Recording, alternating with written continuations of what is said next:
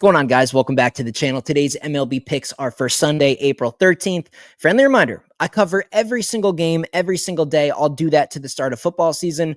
I'm also going to be covering every single game of the NBA playoffs, just like last year. So if you're new to my channel today, or you just haven't yet for whatever reason, hit that subscribe button, drop a like on the video. Both of those things are free. They take half a second. I really do appreciate it, guys. I show up here every day putting a video out for you guys, just trying to cash you some tickets. So I hope you appreciate it. These were my numbers as a friendly reminder.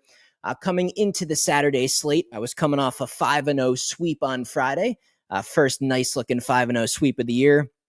Obviously, season to date, MLB sitting at 20 wins, only 9 losses, up right around 8 units of profit, right? So if you've been on my text list, even for just these 2 weeks I've been betting on baseball, and your unit size was $100, you've already almost made $800.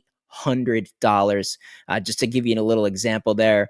The numbers aren't updated. I had 2 wagers from the Saturday slate. One is currently behind me on the screen. I had the Seattle Mariners just on the money line in the first 5 innings. They just took the lead here in the 3rd inning. We'll see what happens. Hopefully we can cash that ticket. And then we had a losing wager in dramatic fashion. And I want to tell you guys this, what just a textbook example of betting on the MLB and how sometimes it can be so crazy.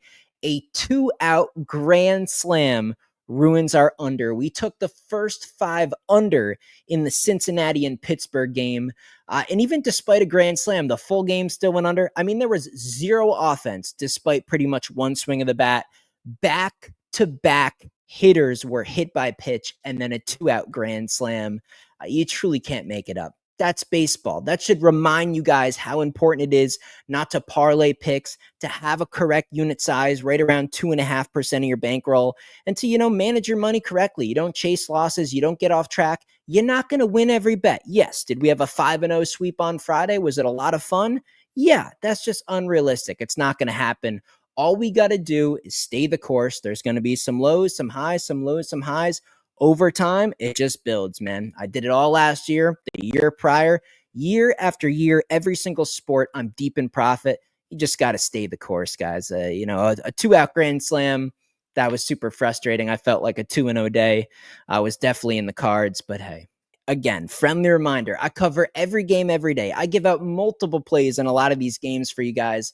If you want to know the ones I like most, the ones I'm actually going to bet myself, danspicks.net. That's the website. The link is in the description of this video. Hop on there. You can try out a week of picks. You can get a month. You can get a year, whatever you want to do. I add you right to the text list. Everything gets sent directly to your phone.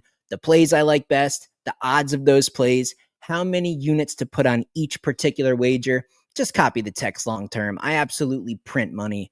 But let me pull up FanDuel. Let's run over Sunday's slate. Hopefully I can pick you guys some winners. Let's go, man. Here is FanDuel.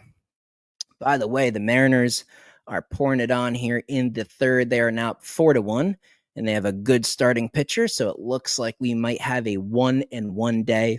See what happens. As always, I'll update the numbers for you guys before next video or later tonight, whenever. Toronto Blue Jays, Orioles, early baseball here on Sunday, 1 o'clock, 1:30 Eastern. Interesting price. Berrios, Povich. I like the starting pitching. I would probably play an under, a first 5 under. I think the offenses are capable. I don't mind these lineups. I think we could get some offense in the later innings. I'm going to go first 5 under. I'm going to go no run first inning. And I'm going to lean towards the O's here. Maybe actually look at the run line. It's plus 160. That's a pretty good price. So maybe just pass on that money line at minus 132 and just go right to the run line at the big plus price. Giants, Yankees, Webb, Rodon, another under. Hate doing unders with the Yankees. And really the Giants offense has been good too. Giants ballpark, Yankees ballpark there is definitely not one to play unders in. But I actually kind of lean towards the under. And I'm going to lean Yankees here. I'm going to lean Yankees here at a pretty cheap money line.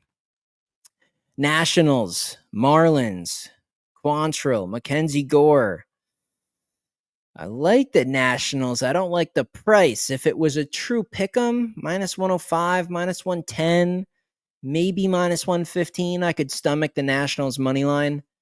I don't want to lay that much in what's at least close to a toss-up game. And Gore can get hit up at times, man. He's no god. I'm going to look towards the over in this game, and I'm going to look towards the Marlins at plus money. Pirates, Reds here. Hunter Green, better pitcher, big price. I think the price makes sense. I'm going to go with the Reds on the run line. Why are we going to overthink this? Maybe just a team total over for the Reds. Take a lot of the other factors out of it. Kansas City and Cleveland, Reagans and Lively. Give me KC. Guardians got the game yesterday. Give me KC here. Minus 130. I feel like this should be like minus 150. I think they have a pretty good advantage here. I like the lineup. They are a home team. I always try to stick to, home games to bet on the Royals, but they're not going to lose every single game on the road. I'll take a shot here. Give me them on the money line if I was going to bet on that one. Atlanta Braves and Tampa Rays. Chris Sale and Shane Baz. The line looks short. I thought the Braves would have been maybe minus 145, minus 150. I'm going to go with the Braves here. I'm going to go with the Braves on the first 5 innings on the money line. I don't know. I think Chris Sale's going to pitch pretty good in this one. I would look towards the under as well. Full game under 8. Boston Red Sox, Chicago White Sox, Garrett Crochet, significant advantage all around. I guess you even go to 2.5 here. It should be a comfortable win for the Red Sox. I mean, minus 1.5 is minus 140. You can't do that. You just can't do that. You can't do that betting in baseball. You can't lay a 1.5 and lay minus 140. But to take a shot here on the White Sox, I would need more meat on the bone. I would need like a 250, a 260, a 260 plus 200. It's not enough here. I really find it hard to believe that the White Sox are going to win this contest. I guess you just go to the alternative lines and you look at the Red Sox to lay 2.5. Red Sox to win by 3 or more. See what the price is on that. Maybe just go team total over for the Red Sox. Ladder that up. Maybe playing under for the team total for the White Sox. Any of that stuff. It all makes sense to me. The Angels, the Astros. Not great pitching. Give me an over 8.5. I could see double-digit runs here. Sure. Tigers, Twins, Woods Richardson. He sucks. It's good last year. You don't have it this year. Until I see differently, I just can't back them. It's crazy that the Twins are favored.